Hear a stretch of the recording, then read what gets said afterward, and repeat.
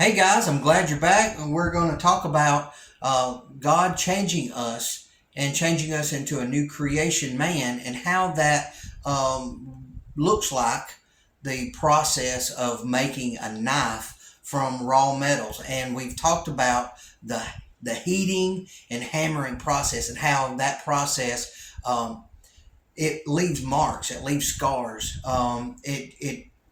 It does some things that to our outer appearance that makes us look like we've gone through war or gone through battle or gone through some type of rough treatment in our lives. So we've actually get some marks from that inside and out. And when you look at that, that's how God changes us and he forms us into that new creation man. And that's how we form the metal into the shape of a knife. We get it nice and thinned out. We get it to the rough shape that we want. It's through that hammering and that heating and continual heat and hammer back and forth. And when you do that, it creates a process called work hardening. You are hardening that metal every time you hit it with that hammer. You're condensing the steel and making it more solid, making it have more strength to it because you're compressing the molecules inside that. And that's what God does with us during that heating and hammering process. He condenses and he makes us harder, stronger, more wear resistant. And then when that process is done and it looks like a knife and it's ready to go, then we do one more step, and that step is called a quenching. They use oil or water, and they cool down rapidly. It's really fast. They dip it down in there while it's still red hot, and it just lets off steam and smoke and odors, and it comes out, and it looks like you want it to. It's cooled down rapidly, but what happens in that process is it actually changes the microstructure of the steel deep inside there.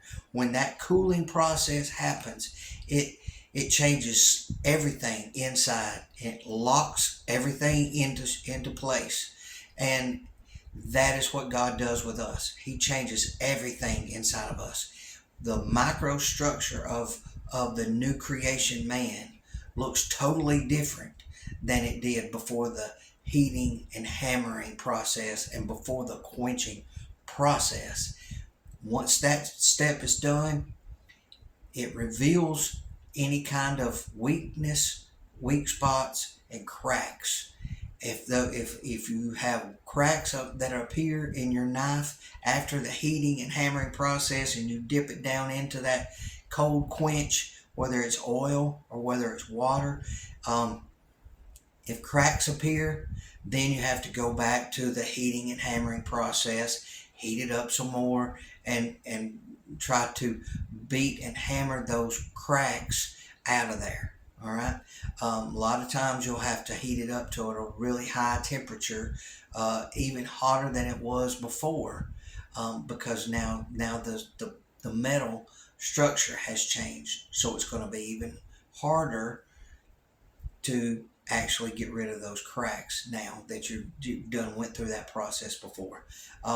Once you've done that, once you've done that process, and that knife looks like a knife, is shaped into the rough shape that you want it to be in, and it's ready. The next step from there is the grinding and the finishing process, and then we'll talk about that next time. I just wanted to go through there and through here and show you this step because this is the critical part of making a knife. It's also the critical part of God creating you a new creation. Your whole structure, your whole microstructure inside and all the way outside changes in this one step, and that's why it's vital. Okay, so I just wanted to tell you guys that. And thank you for listening. Hope you got something from this, and look forward to seeing you next time. Thanks. Bye.